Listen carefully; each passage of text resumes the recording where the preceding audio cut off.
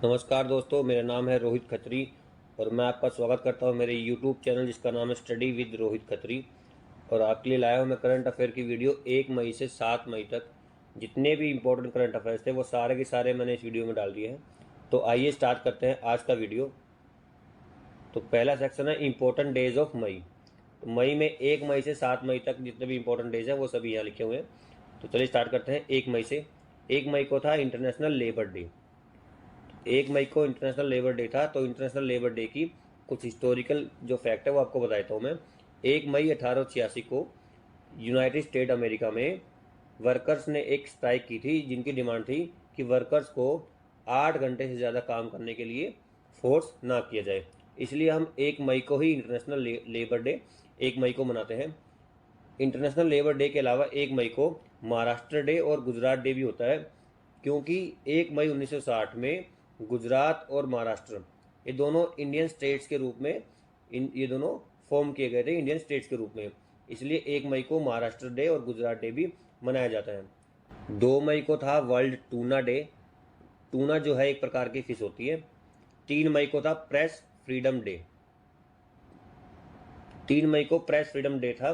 3 मई को जो है प्रेस फ्रीडम इंडेक्स भी लॉन्च हुआ था। तो उसके बारे में मैं आपको बताता हूँ कि टॉप पर रही है उसमें नॉर्वे, नंबर 2 पे रही आयरलैंड और नंबर 3 पे रहा था उसमें डेनमार्क। उसके अलावा इंडिया की जो रैंक थी वो इसमें 161 रही है, जो कि बहुत ही ख़राब कंसिडर की जाती है। और ये टोटल 180 देशों की रैंक थी, लिस्ट थी, जिसमें इंडिया 161वें प्लेस पर रहा।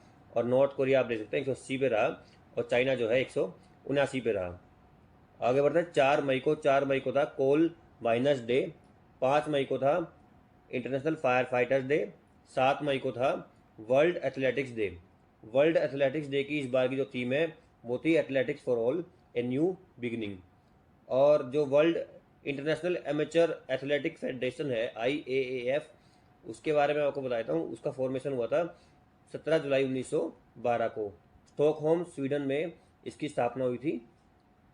आगे बढ़ते हैं करंट अफेयर्स के क्वेश्चंस पर। गोल्डन ग्लोब रेस 2023 अभी ख़त्म हुई है। उसमें इंडिया के अभिलाष टोमी जो है वो पहले इंडियन बन गए हैं जिन्होंने ये रेस कंप्लीट की है। ओवरऑल ये इस रेस में नंबर 2 पर रहे। और ये गोल्डन ग्लोब रेस जो है ये एक सोलो नॉन स्टॉप याच रेस होती है अराउंड द वर्ल्ड। तो अभिलाष टोमी जो है पहले इंडियन बन गए हैं इस रेस को कंप्लीट करने वाले। आगे बढ़ते हैं हुडको। हुडको 2023 ने अभी अवार्ड दिया है उत्तर प्रदेश को सफाई के लिए। जो हुडको ने अवार्ड दिया है वो उत्तर प्रदेश को दिया है। हुडको की फुल फॉर्म होती है housing and urban development corporation limited. तो उत्तर प्रदेश को दिया है हुडको ने अवार्ड। तो उत्तर प्रदेश के बारे में कुछ फैक्ट्स मैं आपको बताता हूँ। उत्तर प्रदेश जो है 1937 से 1950 तक ये यूनाइटेड प्रोविंस के नाम से जाना जाता था। और 24 जनवरी 1950 के बाद से ये Uttar Pradesh as a state India का बन गया था। और 9 नवंबर 2000 को आप जानते हैं 9 नवंबर 2000 में उत्तराखंड जो है उत्तर प्रदेश से अलग हो गया था। तो इसलिए ये बाइफरकेट होके 2 स्टेट में बदल गया था। उत्तर प्रदेश के CM है योगी आदित्यनाथ। उत्तर प्रदेश की गवर्नर है आनंदीबेन पटेल। और उत्तर प्रदेश में जो है बाईकैमरल लेजिस्लेचर है, मतलब यहाँ पे विधानसभा और विधान परिषद दोनों है। विधान परिषद में यहाँ 100 सीट्स हैं और विधानसभा में होती है यहाँ 403 सीट्स। राज्यसभा में यहाँ 31 सीट्स होती हैं और लोकसभा में उत्तर प्रदेश में होती है 80 सीट्स। उसके अलावा जो उत्तर प्रदेश का एरिया रैंक है, एरिया में उत्तर प्रदेश नंबर 4 पे आता है। और इससे जो बड़े 3 राज्य हैं वो भी मैंने यहाँ लिखे हुए हैं। राजस्थान जो है एरिया में 1 रैंक पे आता है, मध्य प्रदेश 2 रैंक पे आता है और महाराष्ट्र 3 रैंक पे आता है। तो एरिया रैंक में तो उत्तर प्रदेश नंबर 4 पे आता है, लेकिन पॉपुलेशन रैंक में देखें तो आप तो उत्तर प्रदेश सबसे ज़्यादा घनी आबादी वाला राज्य जो है भारत में वो उत्तर प्रदेश ही है। तो उत्तर प्रदेश के बाद महाराष्ट्र नंबर 2 पे आता है और बिहार जो है नंबर 3 पे आता है। तो ये थे इम्पोर्टेंट जो है फैक्ट्स उत्तर प्रदेश के बारे में। आगे बढ़ते हैं। सेंटियागो पीना ने अभी पराग्वे के वो प्रेसिडेंट बन गए हैं। इसके अलावा अभी जो है मिगेल दिएज कैनिल ये जो है क्यूबा के प्रेसिडेंट बने थे लगातार दूसरी बार ये क्यूबा के प्रेसिडेंट बने हैं। उसके अलावा हमजा यूसुफ जो है वो भी स्कॉटलैंड के PM बने थे। तो सेंटियागो पीना जो है पराग्वे के प्रेसिडेंट बने हैं तो पराग्वे को मैं पराग्वे का मैप दिखा देता हूँ। ये है मैप साउथ अमेरिकन कॉन्टिनेंट का। तो आइए देखते हैं मैप में पराग्वे।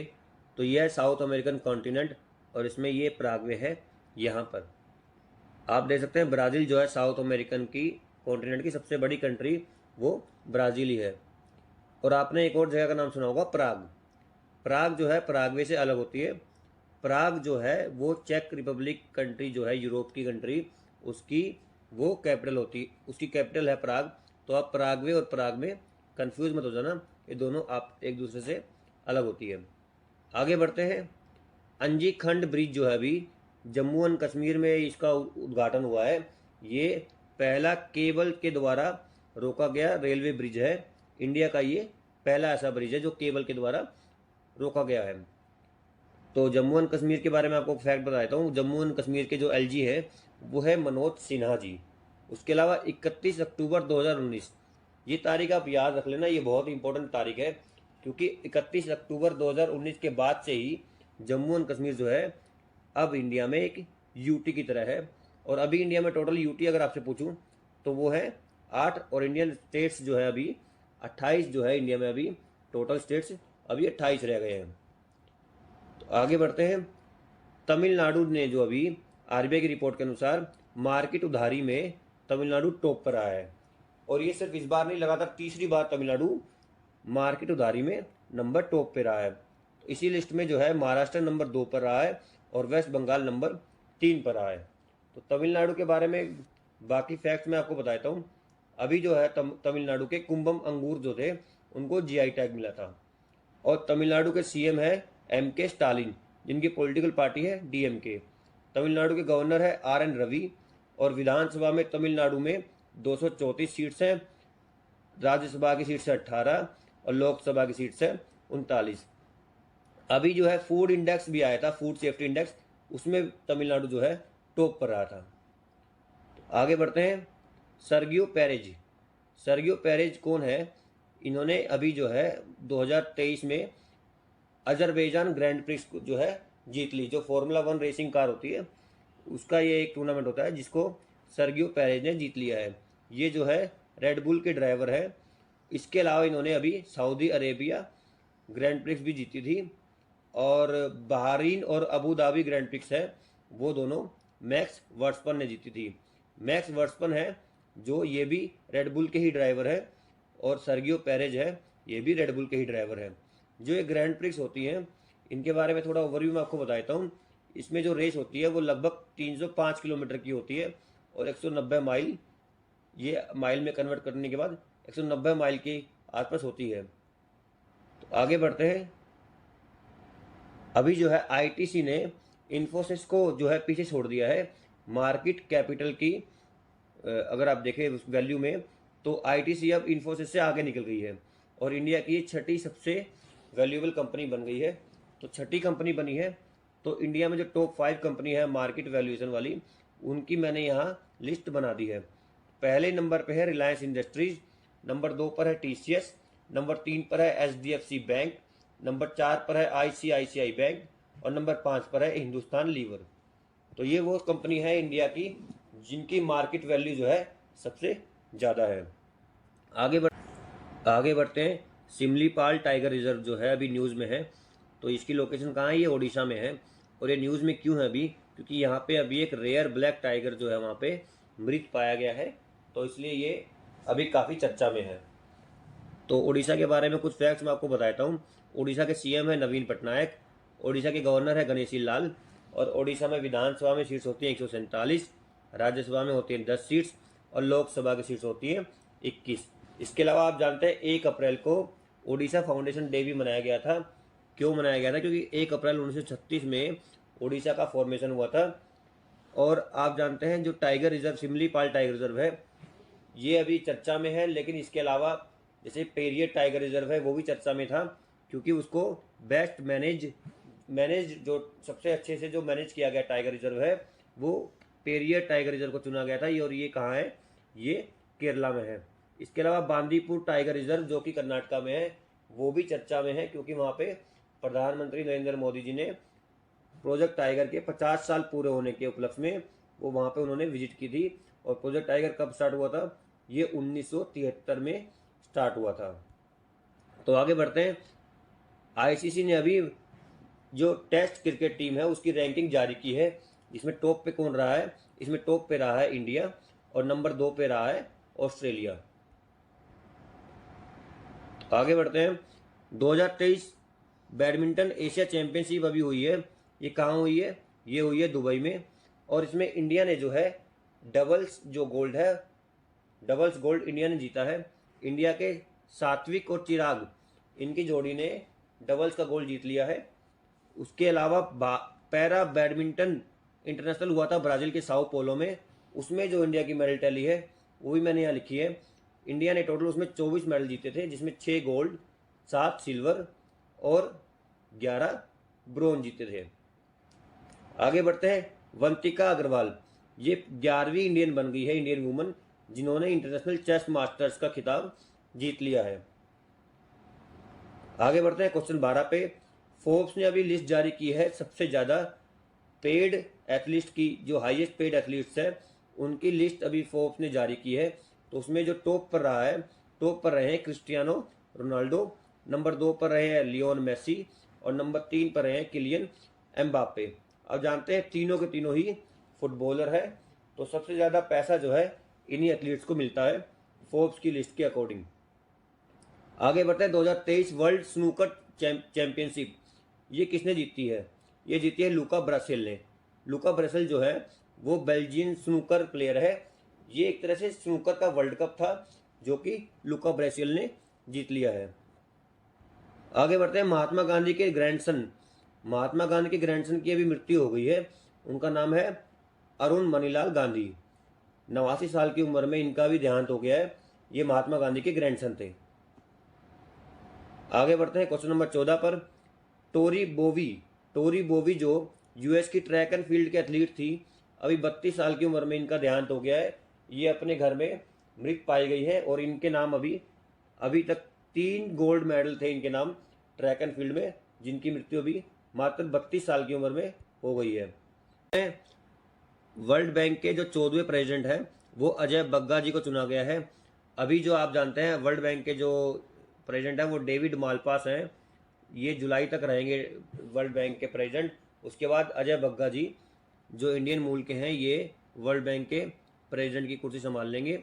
वर्ल्ड बैंक के बारे में आप बाकी फैक्ट आप जानते हैं। वर्ल्ड बैंक की जो स्थापना हुई थी वो हुई थी 1944 में, दिसंबर 1944 में। और वर्ल्ड बैंक के जो हेडक्वार्टर है वो है वॉशिंगटन डीसी में। वॉशिंगटन डीसी में वर्ल्ड बैंक के अलावा आईएमएफ के भी हेडक्वार्टर हैं।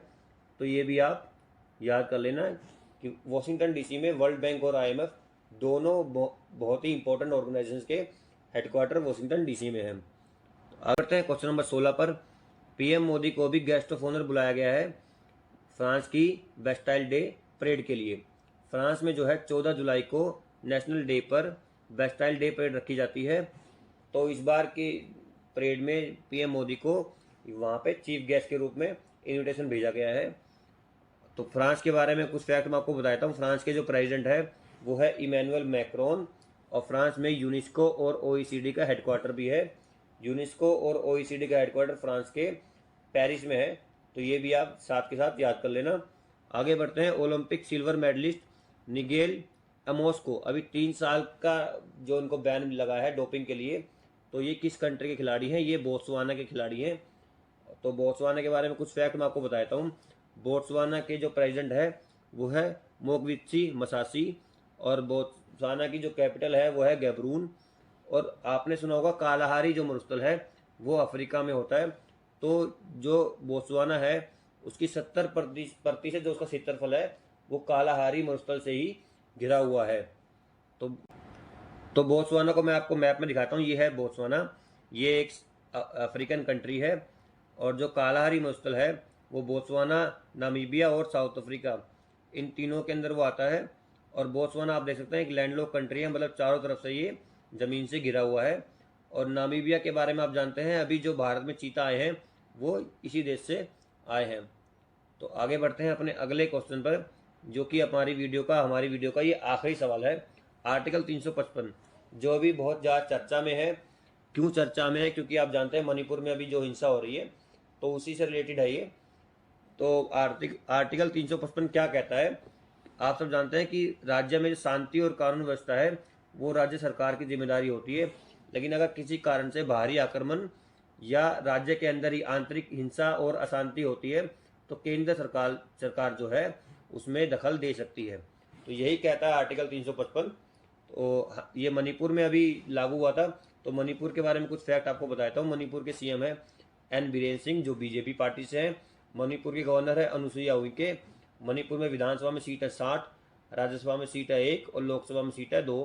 मणिपुर में अभी चेरियोबा फेस्टिवल मनाया गया था, उसके अलावा हुनथड़ो फेस्टिवल भी मनाया गया था और खोमजोम डे भी मणिपुर में मनाया गया था। खोमजोम डे आप जानते हैं 1891 में जो एंग्लो मणिपुरी वार हुआ था उसमें शहीद हुए सैनिकों की याद में खोमजोम डे मणिपुर हर साल अप्रैल में मनाती है। तो यही था इस बार का करंट अफेयर का वीडियो। पूरा वीडियो देखने के लिए आपको बहुत बहुत धन्यवाद।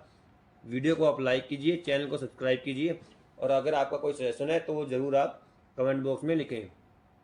पीडीएफ अगर आपको चाहिए तो पीडीएफ मेरे टेलीग्राम चैनल पे आपको मिल जाएगी, जिसका नाम भी स्टडी विद रोहित खत्री ही है। तो मिलते हैं आपको अगली वीडियो में। धन्यवाद।